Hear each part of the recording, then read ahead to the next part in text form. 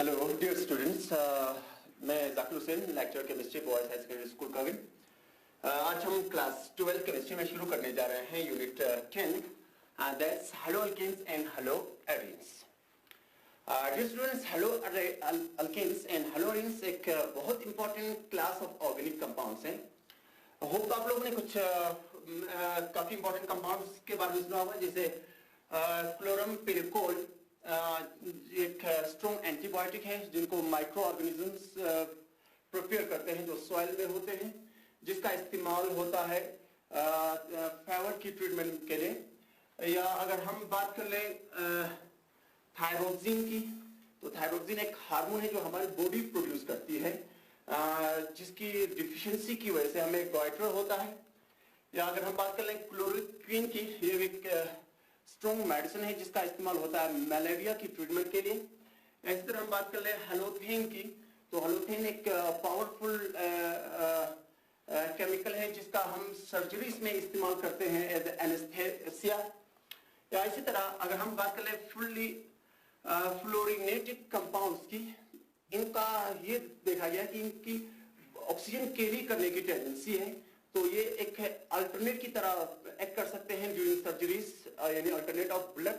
इसी तरह अगर हम बात कर लें हेलोजिनेटेड सॉल्वेंट्स की, जैसे ट्राइक्लोरोइथेन, तो इसका हम इस्तेमाल करते हैं जो मॉडर्न इलेक्ट्रॉनिक इंडस्ट्रीज है उसमें चिप्स और सेमीकंडक्टर्स को साफ करने के लिए। तो कहने का मतलब कि ये तमाम जो कंपाउंड्स मैंने यहाँ पे मेंशन किए हैं, ये सभी जो कंपाउंड्स हैं वो हेलो अल्केन्स हैं या हेलो एरीन्स हैं। अपार्ट फ्रॉम दिस ऑल, मैं आपको बता दूं कि हेलो अल्केन्स या हेलो एरीन्स को जब हम मैग्नीशियम के साथ रिएक्ट करते हैं तो ग्रिग्नॉर्ड्स रेजन बनता है, और ग्रिग्नॉर्ड्स रेजन का इस्तेमाल करके हम various types of organic compounds की प्रिपरेशन कर सकते हैं। तो इन सिंपल में कहूं तो मैं कहूं कि हेलो अल्केन और हेलो एरीन्स बहुत सारे कंपाउंड्स की प्रिपरेशन के लिए स्टार्टिंग मटेरियल है। तो आप लोगों को आइडिया आया होगा कि हेलो अल्केन्स और हेलो एरीन्स की इंपॉर्टेंस क्या है। अब हम शुरू कर लेते हैं, क्योंकि चैप्टर के दो पार्ट है, एक हेलो अल्केन है और दूसरा हेलो एरीन है। तो पहले हम आज शुरू करने जा रहे हैं haloalkanes. Haloalkanes, dear students, आपको पढ़ना क्या है इस यूनिट में, मैं आपको पहले यही बता दूं। हेलो अल्केन और हेलो अल्केन का नोमेनक्लेचर, इंट्रोडक्शन, इनके फिजिकल और केमिकल प्रॉपर्टीज आपका पूरा सिलेबस है। तो पहले हम शुरू कर लेंगे हेलो अल्केन्स, यानी हेलो अल्केन्स है क्या। मैं आपको सिंपल बता दूं, होप आप लोगों ने अल्केन्स के बारे में सुना होगा, जिनका जनरल फॉर्मूला लिखते थे हम CnH2n+2। अगर अल्केन में से एक हाइड्रोजन को अगर हम अलग कर लें, जिसका फॉर्मूला बन जाएगा CnH2n+1, तो इस पार्ट को हम अल्काइल पार्ट कहते हैं, जिसको हम जनरली रिप्रेजेंट करते हैं R से। और R के साथ अगर हम हाइड्रोजन वापस जोड़ लें तो हमें अल्केन बनने वाला है। तो सिंपली मैं ये कहूं कि अल्केन को हम दिखा सकते हैं RH से। अगर हम क्या कर लें, अल्केन में प्रेजेंट एक या एक से ज्यादा हाइड्रोजन को रिमूव कर लें और उसके जगह पे अगर हम हैलोजन ऐड कर लें, तो हमें एक नया क्लास ऑफ कंपाउंड बन जाएगा जिसमें अल्काइल पार्ट के साथ हैलोजन जुड़ा होगा। तो इस क्लास ऑफ कंपाउंड को जनरली हम कहते हैं हेलो अल्केन्स। तो हेलो अल्केन्स का जो जनरल फॉर्मूला बन जाएगा वो RX बन जाएगा। यहां पे जो R है वो अल्काइल पार्ट है और जो X है वो हैलोजन हैलाइड है। तो इसलिए कॉमन सिस्टम में जो हेलो अल्केन्स है उनको हम अल्काइल हैलाइड भी कहते हैं। तो डियर स्टूडेंट्स, यहां से हम हेलो अल्केन्स को सिंपली डिफाइन कर सकते हैं। हम कह सकते हैं the halogen derivatives of aliphatic hydrocarbon are called haloalkanes. तो हेलो अल्केन्स की डेफिनेशन के बाद अब हम डिस्कस करने जा रहे हैं classification of hello alkanes.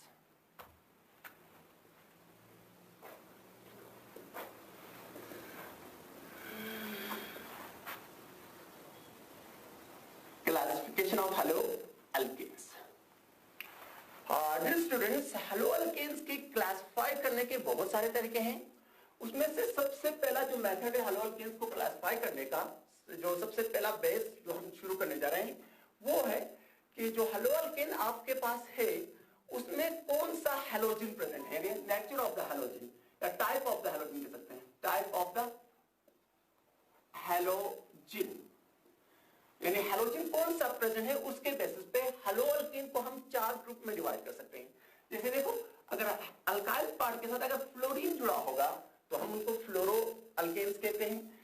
Alkyl group के साथ अगर क्लोरीन जुड़ा होगा तो क्लोरो अल्केन्स कहेंगे। अल्काइल पार्ट के साथ अगर Br जुड़ा होगा तो ब्रोमो अल्केन्स कहेंगे। अल्काइल ग्रुप के साथ अगर I जुड़ा होगा तो उसको हम आयोडो अल्केन्स। ये 4 टाइप्स हो गए ऑन द बेस ऑफ कि यहाँ पे जुड़ा हुआ हैलोजन वो कौन सा है, फ्लोरीन है या क्लोरीन है या ब्रोमीन है या आयोडीन है। तो उसके बाद दूसरी क्लासिफिकेशन का जो बेस है वो ये है कि जो कंपाउंड आपके पास है उसके एक मॉलिक्यूल में हैलोजन के कितने एटम्स है, based on the number of halogen atoms, यानी जिस कंपाउंड की हम बात कर रहे हैं उसमें हैलोजन के कितने एटम्स प्रेजेंट है उसके बेसिस पे भी हम क्लासिफाई कर सकते हैं।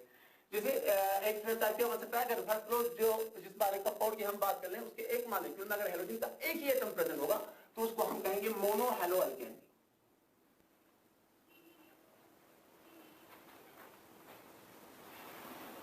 मोनो हैलो अल्केन जिनको हम RX से रिप्रेजेंट कर लेंगे।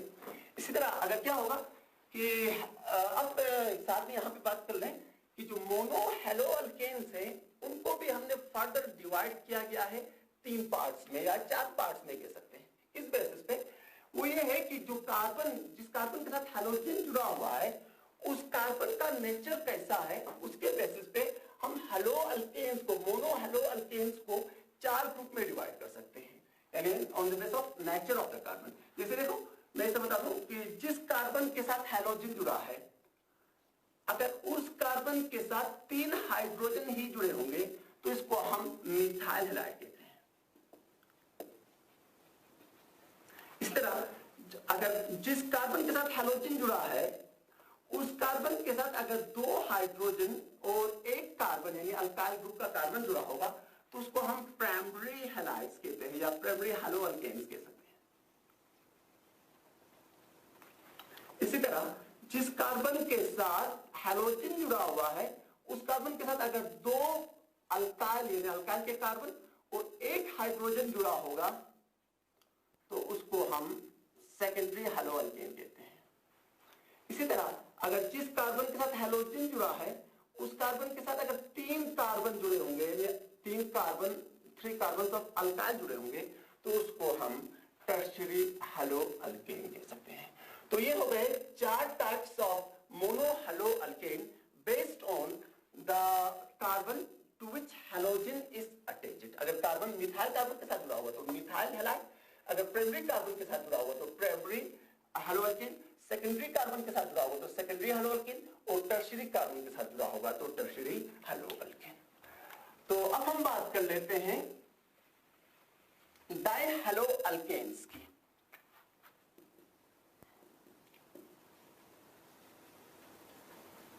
डाई हैलो अल्केन्स नाम से पता चलता है डाई हैलो अल्केन्स यानी वो हैलो अल्केन जिसके एक मॉलिक्यूल में हैलोजन के 2 एटम्स प्रेजेंट होंगे तो उनको हम जनरली कहते हैं डाई हैलो अल्केन्स।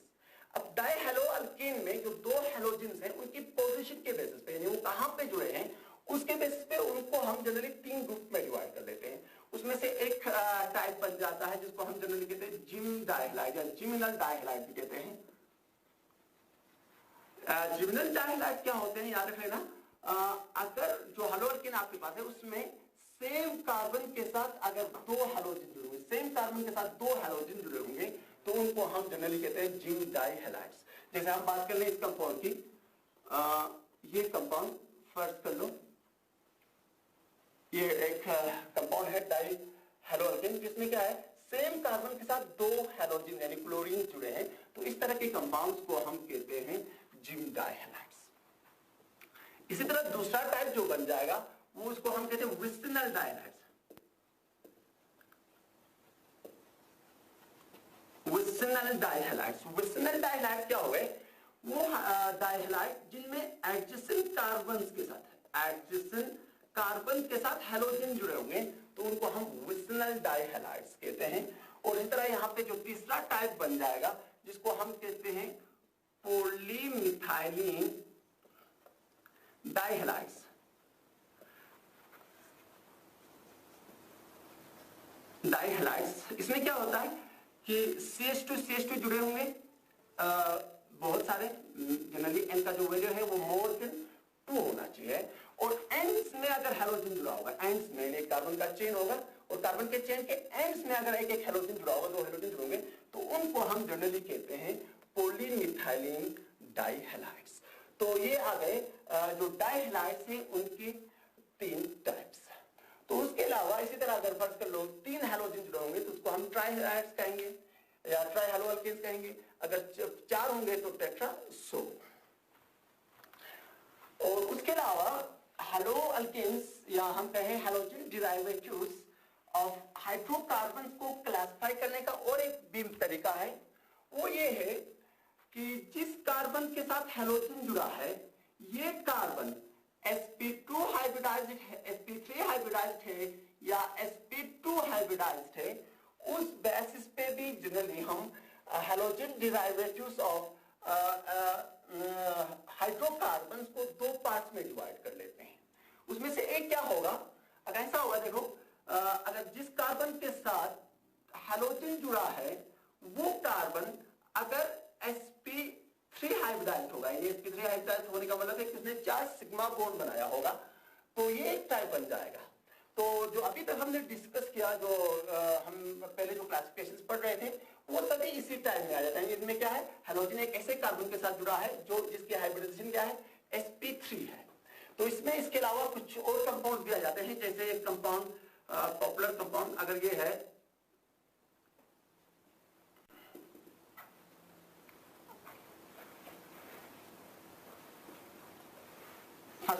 इस कंपाउंड की बात कर लेते हैं। यानी हैलोजन एक कार्बन के साथ जुड़ा है जिस कार्बन की हाइब्रिडाइजेशन तो बेशक sp3 है, मगर ये sp3 हाइब्रिडाइज्ड कार्बन एक ऐसे कार्बन के साथ जुड़ा है जो sp2 हाइब्रिडाइज्ड है। तो इनको जनरली हम एलाइलिक क्या कह सकते हैं, एलाइलिक हैलाइड्स कह सकते हैं, एलाइलिक हैलाइड्स। तो एलाइलिक हैलाइड्स में ये कंपाउंड भी इसके एग्जांपल में आ सकता है। अगर फर्ज कर लो बेंजीन है, बेंजीन के साथ यहाँ पे CH2 जुड़ा है और यहाँ पे X है, तो इसको भी हम एलाइलिक कह सकते हैं, क्योंकि यहाँ पे भी क्या है, हैलोजन तो बेशक sp3 हाइब्रिडाइज्ड कार्बन के साथ जुड़ा है, मगर ये sp3 हाइब्रिडाइज्ड कार्बन एक sp2 हाइब्रिडाइज्ड कार्बन के साथ जुड़ा है, तो ये भी एलाइलिक टाइप में ही आ जाता है, मगर इसको एक स्पेसिफिक नाम दिया जाता है क्योंकि यहाँ पे बेंजीन है तो इसको बेंजाइलिक कहते हैं, बेंजाइलिक हैलाइड भी कहते हैं। इसी तरह अगर हैलोजन एक ऐसे कार्बन के साथ जुड़ा होगा जिसकी हाइब्रिडाइजेशन sp2 होगी तो एक अलग टाइप बन जाएगा। तो इसमें मेनली 2 एग्जांपल्स काफी पॉपुलर हैं, उसमें से एक ही है, फर्स्ट कर लो डबल बॉन्डेड कार्बन ये आपका कंपाउंड है, इसके साथ फर्स्ट कर लो हैलोजन जुड़ा होगा तो इसको जनरली हम वेनाइलिक कहते हैं, वेनाइलिक डाइहैलाइड।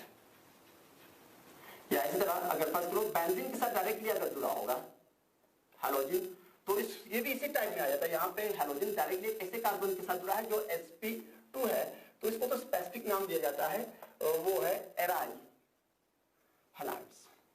और एराइल हैलाइड्स को ही असली में हम कहते हैं हैलो अल्केन, जिनको हमें अलग पढ़ना है। तो this is all about the classification of haloalkanes. तो क्लासिफिकेशन ऑफ हैलो अल्केन्स के बाद अब हम शुरू करने जा रहे हैं nomenclature of haloalkanes. Nomenclature of haloalkanes, nomenclature का मतलब होता है नेमिंग, यानी नाम कैसे लिखोगे।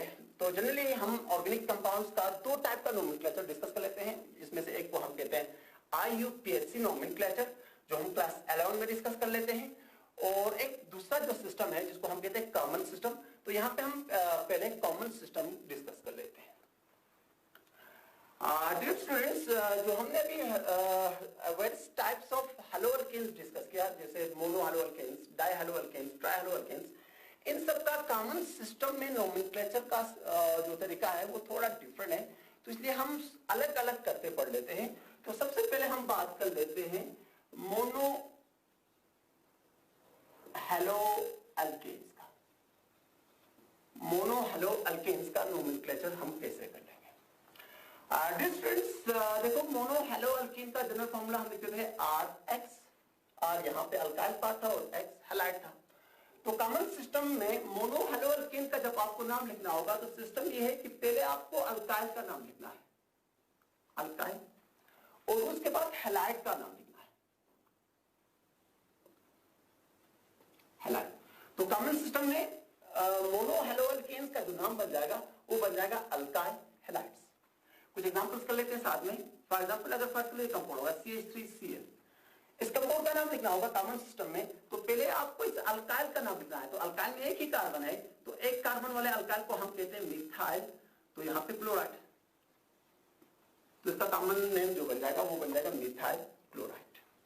इसी तरह अगर हम बात करें इस कंपाउंड की CH3CH2, फर्स्ट के लिए यहाँ पे Br जुड़ा होगा, तो यहाँ पे इस अल्काइल को जनरली हम कहते हैं इथाइल ब्रोमाइड।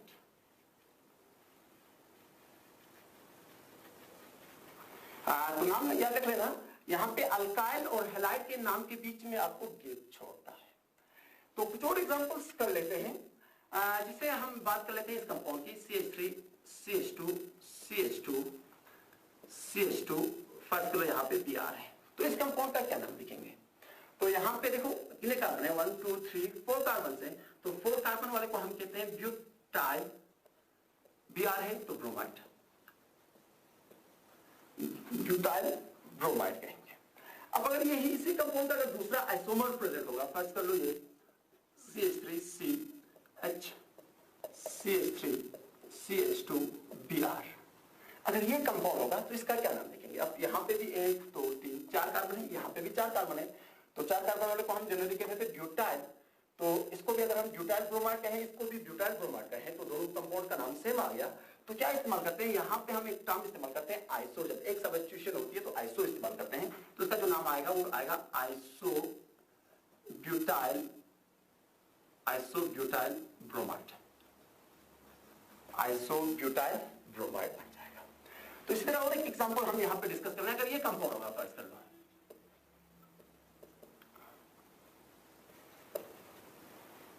CH3CH3, और यहां पे फर्स्ट कर लो Br जुड़ा होगा, तो इसको क्या नाम देंगे?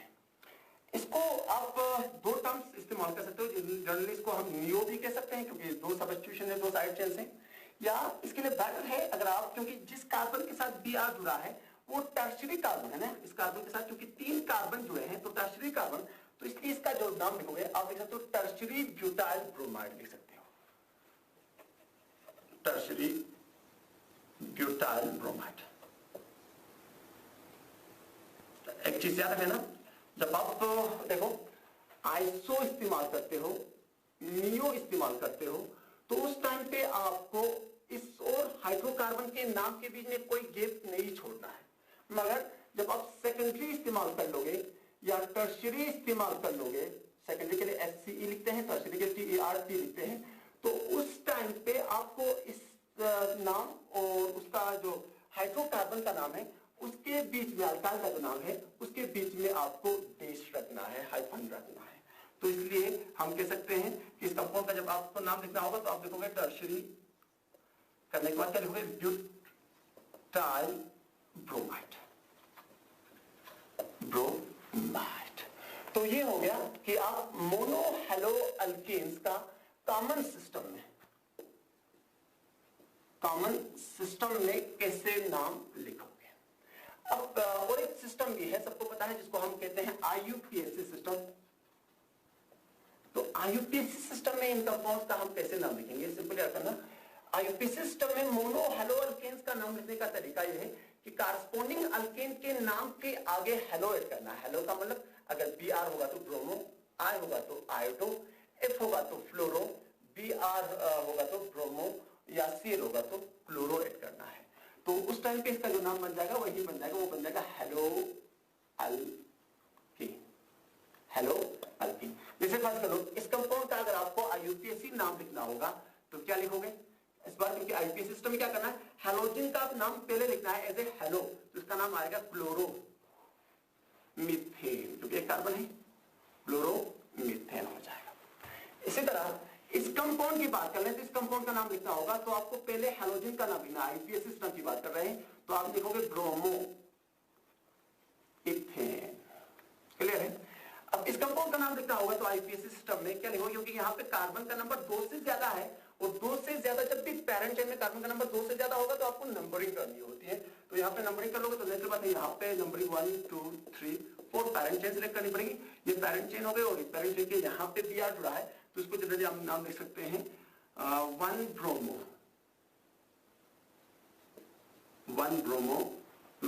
4 कार्बन है इसलिए ब्यूट, सिंगल बॉन्ड इसलिए एन, इसका आईयूपीएसी नाम आ जाएगा 1 ब्रोमो ब्यूटेन। अब इस कंपाउंड का आईयूपीएसी नाम लिखना होगा तो क्या करना पड़ेगा, देखो यहाँ पे ब्रांचिंग है, फंक्शनल ग्रुप भी है, तो यहाँ पे नेचुरल बात आपको पैरेंट चेन सिलेक्ट करनी है। पैरेंट चेन सिलेक्ट करते हो तो आपको लॉन्गेस्ट कार्बन चेन सिलेक्ट करनी है जिसमें क्या होगा, फंक्शनल ग्रुप जुड़ा हुआ कार्बन भी शामिल होगा। तो इसलिए यहाँ पे लॉन्गेस्ट चेन आपको ये बन सकती है या आप ये ले सकते हो, सेम बात रहेगी।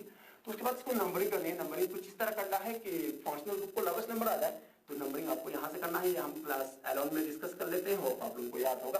तो इसका जब नाम लिखेंगे तो क्या लिखेंगे, देखो 1 पोजीशन पे Br है और 2 पोजीशन पे भी सबस्टिट्यूएंट है, CH3 यानी मिथाइल है। तो नहीं तो आपको पहले सबस्टिट्यूएंट का नाम लिखना पड़ेगा, उसके बाद वो, उसके बाद प्राइमरी सफिक्स। तो क्या नाम आएगा इसका, यहाँ पे देख लो, क्योंकि यहाँ पे इसको हम कहेंगे ब्रोमो, इसको मिथाइल, तो अल्फाबेटिकल लिखते हैं तो ब्रोमो का नाम पहले लिखना पड़ेगा, 1 ब्रोमो 2 मिथाइल,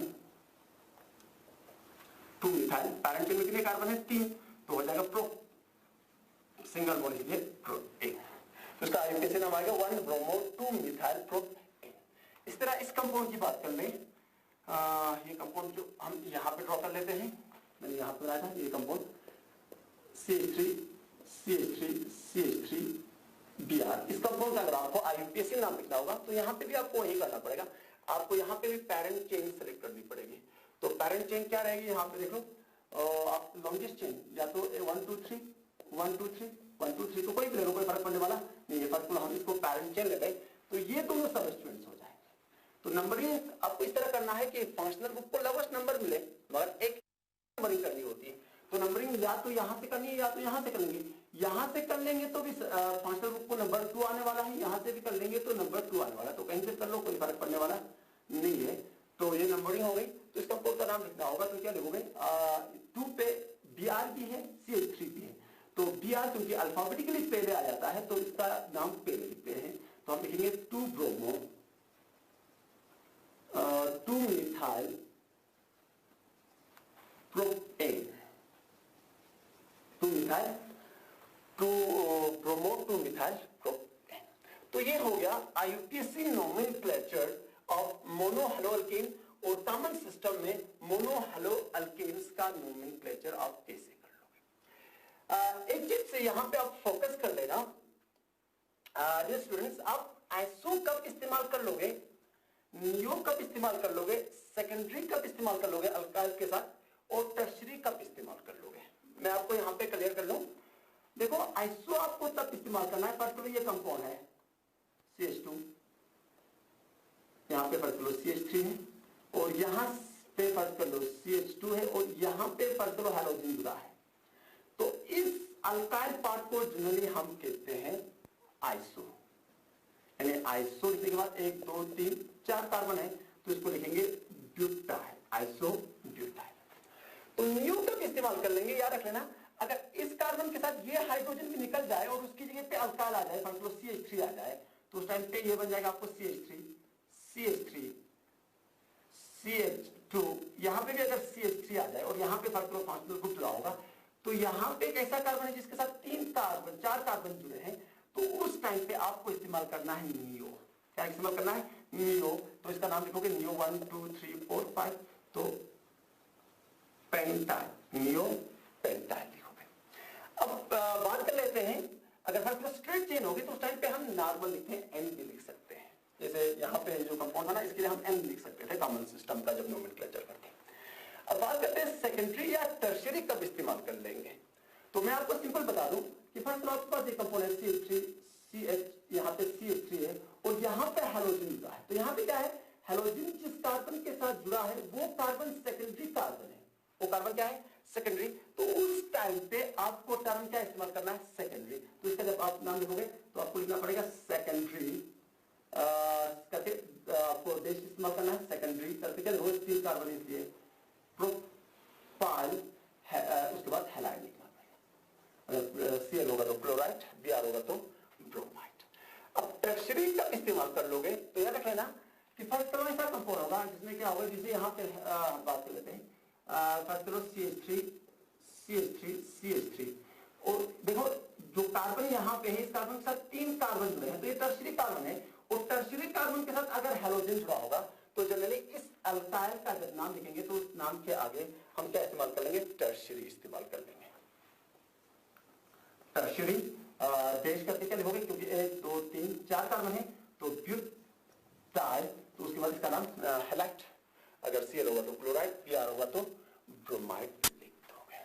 तो this is all about the common system and IUPAC system of nomenclature of haloalkanes यानी मोनो हेलो अल्केन्स। तो अब हम बात कर लेते हैं डाइहेलो अल्केन्स का।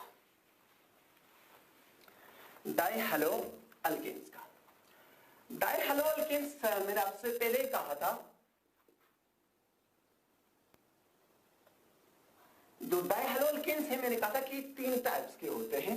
तो उसमें से सबसे पहला टाइप क्या था, जिसको हम कहते थे gym dihalides. Gym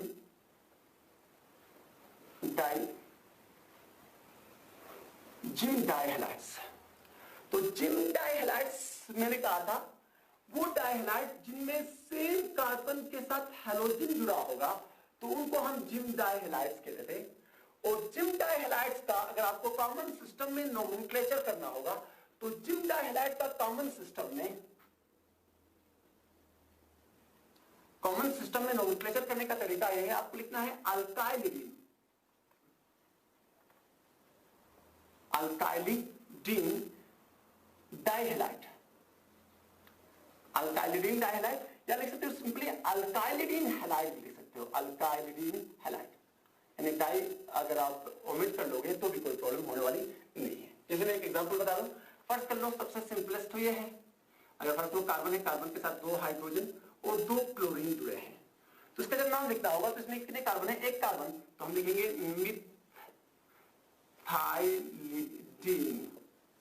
methylidene dihalide, यानी Cl है तो क्लोराइड, मिथाइलिडीन डाइक्लोराइड। इसी तरह अब इस कंपाउंड का IUPAC सिस्टम में नोमेनक्लेचर करना होगा तो कैसे कर लोगे, क्योंकि यहाँ पे एक ही कार्बन है। IUPAC सिस्टम की बात कर रहे हैं साथ में, IUPAC सिस्टम की बात कर लें तो IUPAC सिस्टम में इस कंपाउंड का अगर आपको नोमेनक्लेचर करना होगा तो क्योंकि यहाँ पे एक ही कार्बन है और हैलोजन, IUPAC सिस्टम में हैलोजन का नाम पहले लिखते हैं तो यहाँ पे 2 हैलोजन है तो हम लिखेंगे डाइक्लोरो, डाइक्लोरो। एक ही कार्बन है पैरेंट चेन में तो मीथेन, डाइक्लोरो मीथेन। क्योंकि एक ही कार्बन है तो नंबर इंडिकेट करने की जरूरत नहीं है, अगर एक से ज्यादा कार्बन होंगे तो आपको नंबर इंडिकेट करना पड़ेगा। जैसे फर्स्ट कर लो, ये इस कंपाउंड की बात कर लेते हैं, अगर हम CH3 CHCl2 ये कंपाउंड है तो कॉमन सिस्टम में तो इसका नाम हो जाएगा, 2 कार्बन है इसलिए इथाइलिडीन डाइक्लोराइड हो जाएगा। अब IUPAC सिस्टम में नोमेनक्लेचर कर लेंगे तो यहाँ पे पैरेंट चेन सेलेक्ट करने के बाद आपको नंबरिंग करनी पड़ेगी, तो नंबरिंग आपको यहाँ से करना पड़ेगा क्योंकि इसी कार्बन के साथ हैलोजन जुड़े हैं। तो ये 1 ये 2, तो इसमें नाम जब लिखोगे तो आप लिखोगे 1 पे दोनों क्लोरीन है तो 1 डाइक्लोरो इथेन लिखेंगे, 1 डाइक्लोरो इथेन। तो डियर स्टूडेंट्स ये हो गया जिम डाइहेलाइड्स का नोमेनक्लेचर हम कैसे कर सकते हैं। तो डियर स्टूडेंट्स आज हमने डिस्कस किया हेलो अल्केन्स क्या है, हेलो अल्केन्स की क्लासिफिकेशन हम कैसे कर लेते हैं, और उसके अलावा नोमेनक्लेचर में हमने डिस्कस किया मोनो हेलो अल्केन्स का नोमेनक्लेचर कैसे कर सकते हैं, और उसके अलावा डाई हेलो अल्केन्स में हमने सिर्फ डिस्कस किया जिम डाइहेलाइड। और तो इंशाल्लाह नेक्स्ट क्लास में हम डिस्कस कर लेंगे विसिनल डाइहेलाइड और पॉलीमिथाइलिन डाइहाइड का नोमेनक्लेचर कैसे कर लेंगे। तब तक अल्लाह हाफिज।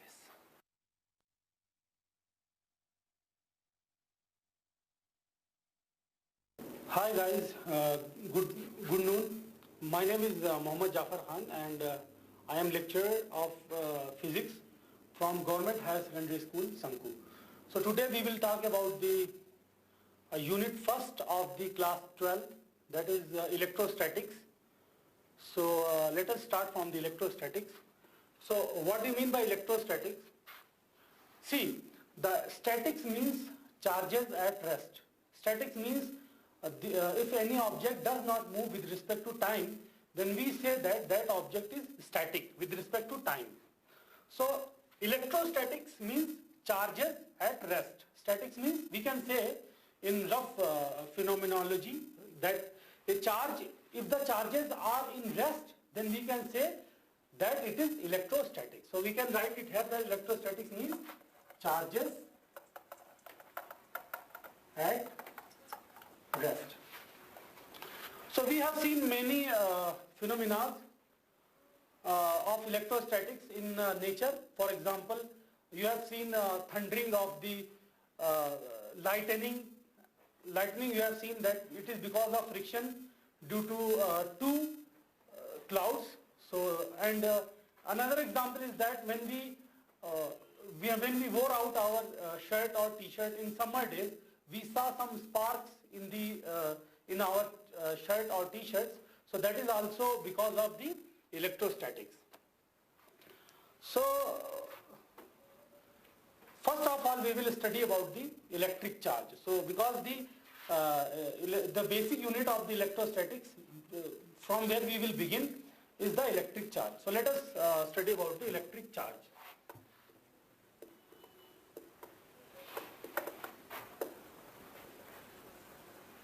So guys, इलेक्ट्रिक चार्ज क्या होता है? आपने देखा होगा कि जब भी हम किसी बॉडी को, यानी किसी प्लास्टिक रॉड को, अगर हम किसी बिट्स ऑफ पेपर, अगर हम किसी सिल्क या वूल या कॉमनली हम लोग हेयर के साथ रब करते हैं, तो हमने देखा है कि वो बिट्स ऑफ पेपर को अट्रैक्ट करता है. ठीक है, व्हाई दैट? ऐसा क्यों होता है? क्योंकि दोनों जो हमारा ग्लास रॉड है, जब हम उसको रब करते हैं तो उसके ऊपर चार्ज जनरेट हो जाता है. ठीक है, तो इस तरह से हम कह सकते हैं कि इलेक्ट्रिक चार्ज क्या होता है. इलेक्ट्रिक चार्ज किसी बॉडी की वो प्रॉपर्टी होती है जिससे वो बॉडी किसी दूसरी बॉडी को, लाइटर ऑब्जेक्ट्स को अट्रैक्ट करती है या रिपल करती है. Okay, so we can write it here that property acquired by a body due to which it attracts or repel other bodies.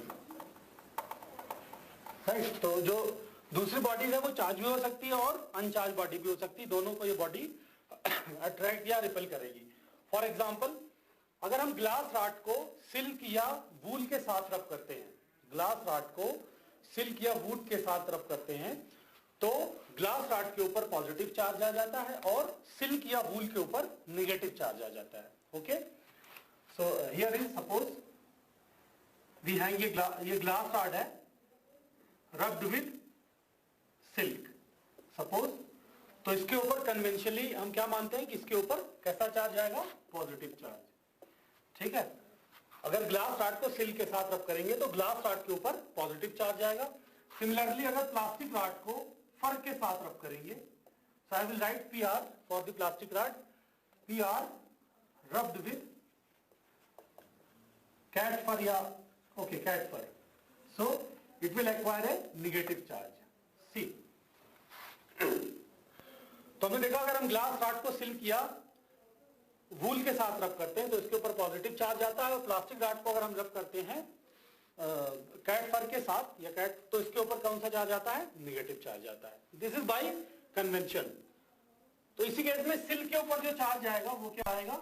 Negative, और कैट फर के ऊपर जो चार्ज आएगा वो क्या आएगा? पॉजिटिव. ठीक है ना? तो कन्वेंशनली लिया गया है, तो हमें एग्जैक्टली नहीं पता है कि इसके ऊपर पॉजिटिव होता है या नहीं। So now before going ahead हम देखते हैं कि कितनी तरह से हम किसी बॉडी को चार्ज कर सकते हैं। तो हमने बताया कि इलेक्ट्रिक चार्ज क्या होता है, किसी बॉडी के ऊपर वो प्रॉपर्टी जिससे वो किसी बॉडी दूसरी बॉडी को अट्रैक्ट करती है या रिपल करती है, उसको हम बोलते हैं इलेक्ट्रिक चार्ज। ठीक है, आप जानते हैं कि इलेक्ट्रिक चार्ज कितने तरह के होते हैं? They are of two types, they are of two types. ठीक है, कौन कौन से होते हैं electric charge? I will write it here. तो चार्ज एक होता है आपका पॉजिटिव चार्ज और दूसरा होता है नेगेटिव चार्ज। ठीक है, चार्ज दो तरह के होते हैं, पॉजिटिव चार्ज और दूसरा नेगेटिव चार्ज। इसके अलावा अभी हम ये देखेंगे कि किसी बॉडी के ऊपर पॉजिटिव चार्ज क्यों आता है और नेगेटिव चार्ज क्यों आता है, वो हम अभी बाद में देखेंगे।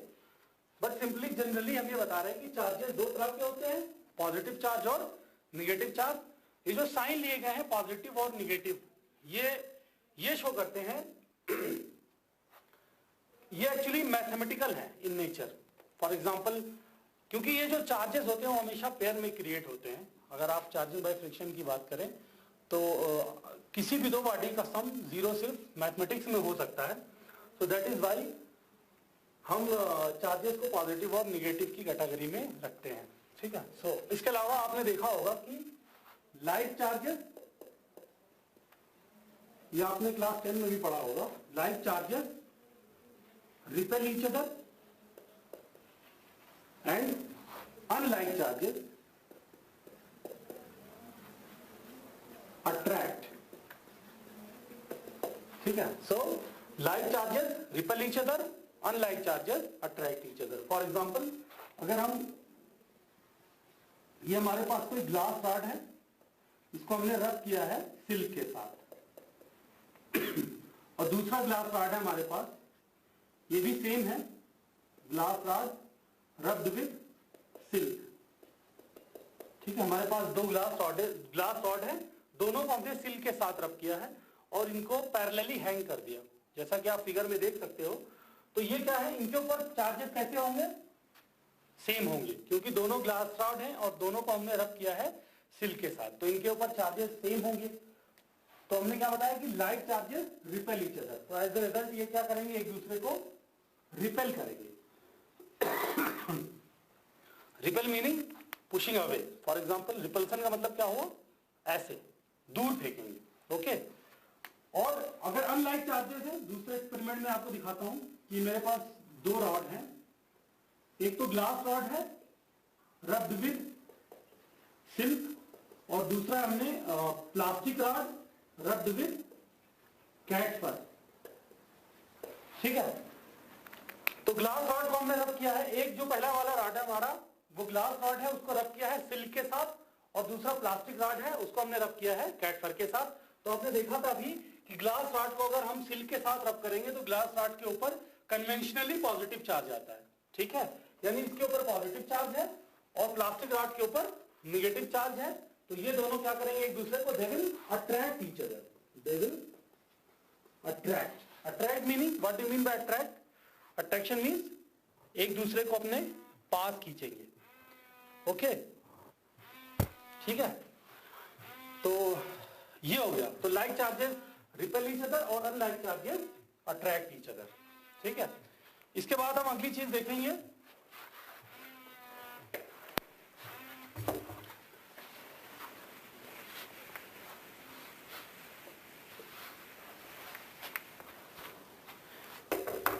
सुनाओ।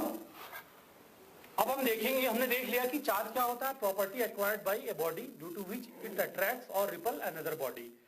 चार्जेस दो तरह के होते हैं, पॉजिटिव चार्ज और नेगेटिव चार्ज।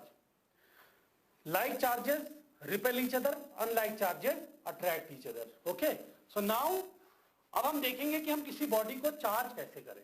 फॉर एग्जांपल, कोई भी बॉडी है हमारे पास, अगर हमें उसे चार्ज करना है तो हम उसे कैसे करेंगे। ठीक है, तो मैं आपको दिखा रहा हूं, हमारे पास जो इंपॉर्टेंट तीन मेथड है जिससे हम किसी बॉडी को चार्ज कर सकते हैं। ठीक है, so I will write down it here. So number one, charging by friction, number 2 charging by induction, and number 3 charging by contact, or it is also known as contact charging. So हमारे पास ये basically 3 method है जिससे हम किसी body को, important method है जिससे हम किसी बॉडी को चार्ज कर सकते हैं. ओके, तो सबसे पहला है charging by friction, charging by induction दूसरा, और चार्जिंग बाय कांटेक्ट. ठीक है, सो नाउ अब हम 1 बाय 1 पढ़ेंगे कि चार्जिंग बाय फ्रिक्शन क्या होता है, फिर charging by induction, and then charging by contact.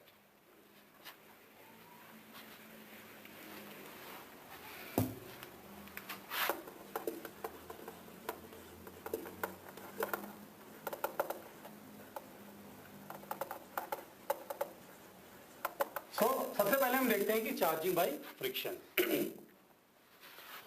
तो चार्जिंग बाय फ्रिक्शन में क्या होता है, हम किसी बॉडी को, जिस बॉडी को हमें चार्ज करना है उसको किसी दूसरे बॉडी के साथ रब करते हैं. ठीक है, तो रब करने से एक बॉडी के ऊपर पॉजिटिव चार्ज आ जाता है और दूसरे बॉडी के ऊपर निगेटिव चार्ज आता है. ठीक है ना.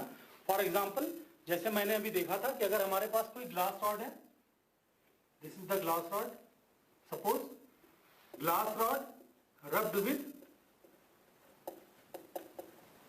wool and another object हमारी, मान लीजिए ये क्या है, सिल्क है.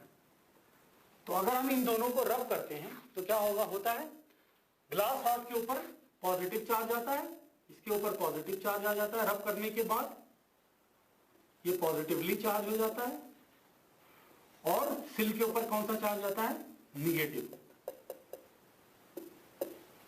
ठीक है, तो ग्लास रॉड को हमने सिल्क के साथ रब किया तो ग्लास रॉड के ऊपर पॉजिटिव चार्ज आ जाता है और सिल्क के ऊपर निगेटिव चार्ज आता है. तो इसको हम बोलते हैं चार्जिंग बाय फ्रिक्शन. यानी जब हम दो बॉडीज को, एक बॉडी को दूसरे बॉडी के अगेंस्ट रब करते हैं तो एक के ऊपर पॉजिटिव चार्ज आ जाता है और दूसरे के ऊपर निगेटिव चार्ज आता है. ठीक है, तो इसको हम बोलते हैं चार्जिंग बाय फ्रिक्शन. ठीक, तो पहला एग्जांपल है कि अगर हम ग्लास रॉड को रब करेंगे सिल्क के साथ तो ग्लास रॉड के ऊपर पॉजिटिव और सिल्क के ऊपर निगेटिव. दूसरा एग्जांपल है प्लास्टिक रॉड को अगर हम रब करेंगे, रब्ड विद कैट फर, तो प्लास्टिक रॉड के ऊपर कौन सा चार्ज आएगा, plastic rod acquires negative charge and cat fur के ऊपर पॉजिटिव चार्ज. ठीक है, तो ये दो एग्जांपल आपको याद रखने होंगे कि अगर हम ग्लास रॉड को रब करते हैं सिल्क के साथ तो ग्लास रॉड के ऊपर पॉजिटिव और सिल्क के ऊपर निगेटिव. प्लास्टिक रॉड को कैट फर के साथ रब करते हैं तो प्लास्टिक रॉड के ऊपर निगेटिव और कैट फर के ऊपर पॉजिटिव चार्ज आ जाता है. ठीक है, तो आइए देखते हैं कि ऐसा क्यों होता है कि हम जब दो बॉडी को रब करते हैं तो एक बॉडी के ऊपर पॉजिटिव और दूसरे के ऊपर निगेटिव चार्ज क्यों आता है. तो इसको समझने के लिए थोड़ा सा मैं बताऊंगा आपको स्ट्रक्चर ऑफ एटम के बारे में. ठीक है, तो उसके बाद में मैं ये आप समझ जाओगे. ओके, तो थोड़ा सा मैं एटम के बारे में बताऊंगा आपको. तो सपोज कर लीजिए हमारा कोई सिंपलेस्ट एटम है hydrogen atom. Okay, hydrogen atom क्या होता है, 1H1. ठीक है, 1H1 hydrogen atom simplest atom है.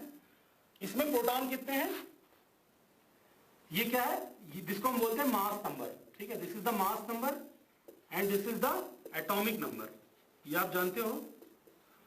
तो यहां पर नंबर ऑफ प्रोटॉन कितने हैं, नंबर ऑफ इलेक्ट्रॉन कितने हैं, number of electron will be equal to atomic number is equal to number of proton. तो number of electron is equal to number of proton is equal to atomic number and this is 1. और यहां पर number of neutron 0 है. ठीक है, तो इस 1H1 में इलेक्ट्रॉन कितने हैं, 1 है, और प्रोटॉन भी कितना है, 1 है, और न्यूट्रॉन 0 है. न्यूट्रॉन कैसे निकालेंगे, A - Z. A minus Z करेंगे तो आपको नंबर ऑफ न्यूट्रॉन बन जाएगा। तो आइए हम इसका एटॉमिक स्ट्रक्चर बनाते हैं। तो इसके न्यूक्लियस के अंदर क्या है, 1 प्रोटॉन है और 0 न्यूट्रॉन है। तो प्रोटॉन के ऊपर होता है पॉजिटिव चार्ज, तो न्यूक्लियस के ऊपर आ जाएगा पॉजिटिव चार्ज, और इसके चारों इलेक्ट्रॉन कितने, इसमें 1 इलेक्ट्रॉन है, तो बाहर 1 इलेक्ट्रॉन। तो न्यूक्लियस के ऊपर पॉजिटिव चार्ज है, इलेक्ट्रॉन के ऊपर निगेटिव चार्ज। अच्छा, और ये जो एटम है hydrogen atom as a whole this is neutral. Why neutral? क्योंकि न्यूक्लियस के ऊपर पॉजिटिव चार्ज है और जो बाहर इलेक्ट्रॉन है उसके ऊपर कितना चार्ज है, -1, तो टोटल चार्ज कितना हो गया, 0। तो एटम जो है एज ए होल वो क्या है, दैट इज न्यूट्रल। तो अब आइए देखते हैं कि हम जब इसको किसी दूसरी बॉडी के साथ रब करते हैं तो क्या होता है। तो मान लीजिए अगर हम जब इसको, अच्छा जो बाहर वाले इलेक्ट्रॉन होते हैं, एक चीज मैं आपको बता देता हूं, ये जो इलेक्ट्रॉन होते हैं आउटर मोस्ट शेल में, यहां पे तो एक ही शेल है, ठीक है, और भी एटम हो सकते हैं, तो उनके बाहर आउटर मोस्ट शेल में, जो बाहर वाली शेल में जो इलेक्ट्रॉन होंगे उनको हम बोलते हैं फ्री इलेक्ट्रॉन। ओके, जो बाहर वाली शेल में इलेक्ट्रॉन होते हैं उनको हम बोलते हैं फ्री इलेक्ट्रॉन्स। तो जो चार्जिंग है उनमें जो मेन रोल होता है फ्री इलेक्ट्रॉन्स का होता है, ठीक है। जब हम किसी बॉडी को दूसरे बॉडी के साथ रब करते हैं तो जो फ्री इलेक्ट्रॉन होते हैं वो ट्रांसफर हो जाते हैं एक बॉडी से दूसरी बॉडी में, ठीक है। यानी क्या होता है, transfer of electron takes place from one body to another body. तो ये इलेक्ट्रॉन यहां से यहां जाएगा, ठीक है। तो अब सपोज करिए ये इलेक्ट्रॉन यहां से यहां जाएगा तो क्या होगा, यहां पे इलेक्ट्रॉन की वैकेंसी आ जाएगी, ठीक है। अब आप देखिए, पहले ये जो हाइड्रोजन एटम था एज ए होल क्या था, न्यूट्रल था, 0 था, नेट चार्ज 0 था। अब एक इलेक्ट्रॉन यहां से चला गया तो अब इसके ऊपर कितना चार्ज आ जाएगा, सिर्फ न्यूक्लियस के चार्ज के बराबर, and that is positive charge. और ये इलेक्ट्रॉन यहां गया तो इनिशियली तो ये एटम न्यूट्रल था, अब एक इलेक्ट्रॉन यहां गया तो इसके ऊपर कितना आ जाएगा, एक निगेटिव चार्ज, ठीक है। तो इसी तरह से जब हम किसी बॉडी को, फॉर एग्जाम्पल हमने ग्लास रॉड को सिल के साथ रब किया था, तो क्या होता है कि जब ग्लास इसको हमने इसके साथ रब किया तो एक इलेक्ट्रॉन ग्लास रॉड से निकल करके कहां चला गया, सिल्क में। तो as a result glass rod के ऊपर पॉजिटिव चार्ज आ गया और सिल्क के ऊपर निगेटिव चार्ज आ गया। तो इससे आप बहुत इजीली समझ सकते हैं कि फ्री इलेक्ट्रॉन का है, जो हम रब करते हैं तो फ्री इलेक्ट्रॉन जो है एक बॉडी से दूसरी बॉडी में ट्रांसफर हो जाता है। तो जिस बॉडी से इलेक्ट्रॉन ट्रांसफर होता है उसके ऊपर पॉजिटिव चार्ज आता है और जिस बॉडी में जाता है उसके ऊपर निगेटिव चार्ज आ जाता है। So you can understand very easily from here only. So एक चीज और बता देता हूं कि मैं आपको एक इलेक्ट्रॉन बता रहा हूं, लेकिन एक इलेक्ट्रॉन ट्रांसफर नहीं होता है, बहुत सारे इलेक्ट्रॉन ट्रांसफर हो सकते हैं, नंबर ऑफ इलेक्ट्रॉन, हजार लाखों की तादाद में। So it is just for explanation, सिर्फ आपको समझाने के लिए, ठीक है। तो ये था आपका चार्जिंग बाय फ्रिक्शन। अब दूसरा है हमारा चार्जिंग बाय इंडक्शन।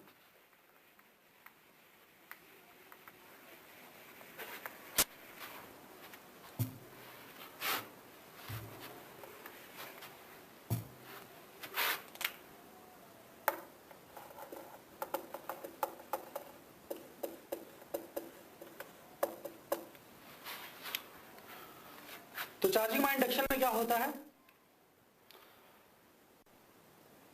अगर हम किसी बॉडी को, किसी चार्ज बॉडी को किसी अनचार्ज बॉडी के पास लेके आते हैं, टच नहीं कराते, कांटेक्ट में लेके आते हैं, तो हमने ऐसा देखा है कि जो अनचार्ज बॉडी है उसके ऊपर क्या हो जाता है, चार्ज जनरेट हो जाता है, ठीक है ना। फॉर एग्जांपल मान लीजिए हमारे पास ये कोई मेटल बॉल है, this is the metal ball, है ना, और ये इंसुलेटिंग स्टैंड है, this is the insulating stand. तो मान लीजिए हमने कोई पॉजिटिवली चार्ज रॉड है, इसके पास हम लेकर के आए, ठीक है। तो क्या होगा, अभी हमने इसको इससे टच नहीं कराया है, ठीक है, आप याद रखिएगा इस चीज को, हमने इसको टच नहीं कराया, लेकिन फिर भी क्या होगा कि यहां पे निगेटिव चार्ज प्रोड्यूस हो जाएंगे, ठीक है। और अदर साइड पर क्या आ जाएगा, पॉजिटिव चार्ज। ठीक है, हमने क्या किया, सिर्फ चार्ज